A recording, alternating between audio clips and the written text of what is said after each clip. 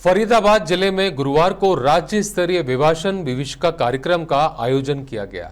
आयोजित कार्यक्रम में प्रदेश के मुख्यमंत्री नायब सिंह सैनी और केंद्रीय मंत्री मनोहर लाल मुख्य अतिथि के रूप में शामिल हुए, जहां उन्होंने विभिन्न क्षेत्रों में लगभग 524 करोड़ रुपए की विकास कार्यों की सौगात दी और विभाजन का दर्द झेल चुके बुजुर्गों को सम्मानित किया। इसके साथ ही उन्होंने विभाजन विभीषिका विषय को पाठ्यक्रम में शामिल करने की घोषणा भी की और शादी के बाद लड़की का नाम बदलने की प्रथा के चलते नाम परिवर्तन करने के प्रावधान की भी घोषणा की, ताकि किसी को कोई परेशानी ना हो। आपको बता दें, इस दौरान सीएम ने कहा कि यह कार्यक्रम इतिहास का पन्ना नहीं बल्कि लाखों दिलों का जख्म है। इस दिन देश के 2 टुकड़ों में बंट गया था और प्रधानमंत्री ने 20वीं सदी के इस बड़ी त्रासदी माना। उन्होंने कहा, देश के बंटवारे के दर्द को भी कभी भुलाया नहीं जा सकता। उन्होंने कहा, फरीदाबाद सहित अन्य शहरों में भी विभाषण विभीषिका स्मारक बनाए जा रहे हैं ताकि उनकी कुर्बानियों को याद किया जा सके। वहीं इस मौके पर संबोधित करते हुए केंद्रीय मंत्री मनोहर लाल खट्टर ने बंटवारे के समय अपनी शहादत देने वाले और भारत में बसने वाले लोगों को याद किया और उनकी कुर्बानियों का जिक्र किया। इस अवसर पर उन्होंने विपक्षियों द्वारा वोट की चोरी करने की बात को लेकर उन्हें जमकर आड़े हाथों लिया और कहा, जब इनकी जांच शुरू की गई तो वोट कम होने लगे। इसके आगे उन्होंने कहा, अब यह जांच हर प्रदेश में होगी और यह चुनाव आयोग का काम है कि समय समय पर वोटर लिस्ट को शुद्ध किया जाए। आज हम ठीक आजादी की पूर्व संध्या के अवसर पर हम यहाँ एकत्र आए हैं। यह दिन हमें वर्ष 1947 में जो उस भयानक समय की याद दिलाता है जब भारत का विभाजन हुआ था। हाँ, इस लाभ विभाजन में न केवल देश को 2 टुकड़ों में बांटा बल्कि लाखों परिवारों को एक गहरा और दर्दनाक अध्याय भी लिख दिया है।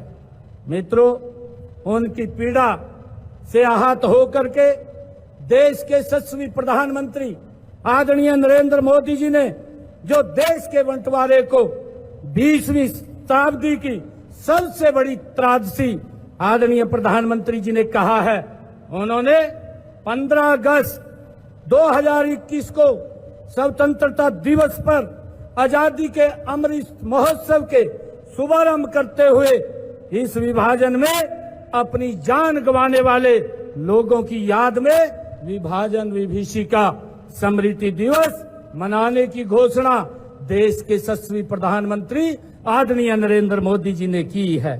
उस समय माननीय प्रधानमंत्री जी ने जो शब्द कहे थे, उन्होंने कहा था कि देश के बंटवारे के दर्द को कभी भुलाया नहीं जा सकता।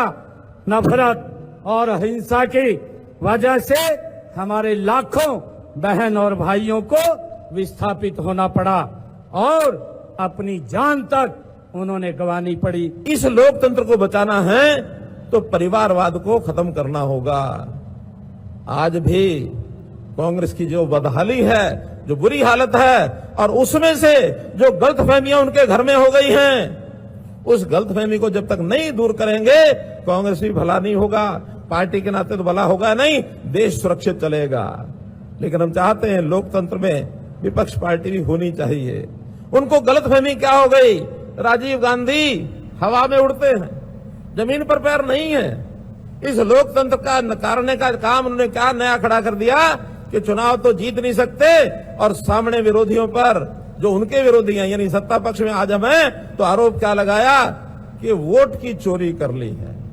हमने कहा वोट की चोरी की है कि नहीं की है, जो वोटर लिस्ट है उसको कम से कम उसकी स्क्रूटिनी तो होनी चाहिए, उसकी जांच तो होनी चाहिए कि कौन नागरिक इस देश के हैं, इस देश के, और कौन देश से बाहर के नागरिक हैं। स्क्रूटिनी शुरू की तो काम क्या शुरू किया, उल्टा चोर कोतवाल को डांटे कि तुमने चोरी की है।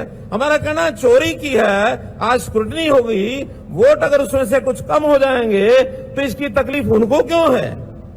उनको तकलीफ इसलिए है कि जो विदेश से आए हुए लोग या जो इस देश के नागरिक नहीं हैं, वो जो वोटर बन गए हैं पिछले 20 साल में, वो वोट कटेंगे तो इसका नुकसान अल्टीमेटली कांग्रेस को होना है, इसलिए तकलीफ है।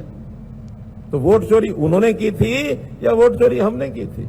हम तो उस वोट को शुद्धता की ओर ला रहे हैं कि जो आज तक वो चोरी कर चुके, सत्ता में तो नहीं आए, लेकिन आगे अगर उसको रोकेंगे तो ये जो गलतफहमी है कि हमारी जीत हो गई, हमारी जीत हो गई, सब प्रदेशों के अंदर ये जो SIR है, इसकी स्क्रूटनी है, इसकी ठीक से जांच हो रही है, ये जांच हर एक प्रदेश में होगी। और पहली बार नहीं हो रही, ये 2003 और 4 में भी हुई थी, 2, 3, 4 में हुई, आज 20 साल के बाद फिर हो रही है 2025 में, और आने वाले 20 साल के बाद फिर भी होगी।